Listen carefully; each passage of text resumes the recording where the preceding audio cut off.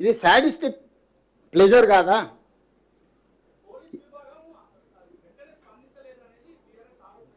నేను అదేనా చెప్పేది, వాళ్ళ గురించి ఇప్పటి దగ్గర చెప్పింది. సాడిస్ట్ అని నేను చెప్తుంటే మళ్ళీ నువ్వు ఇంకా కొత్తది అడుగుతావేంది?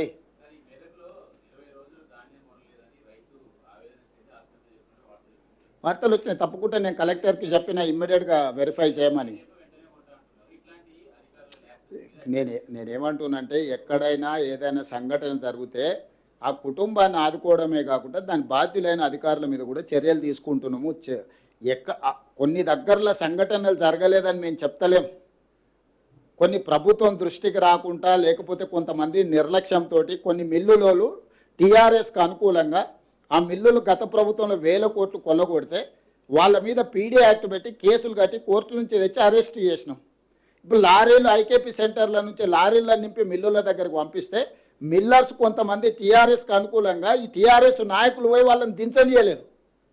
రోజుల కొద్ది ఆ లారీలను దించకుండా ఆపడంతో మళ్ళీ కొత్తగా ఐకేపీలో సేకరించిన ధాన్యాన్ని రవాణా చేయడానికి వాహనాలు లేవు.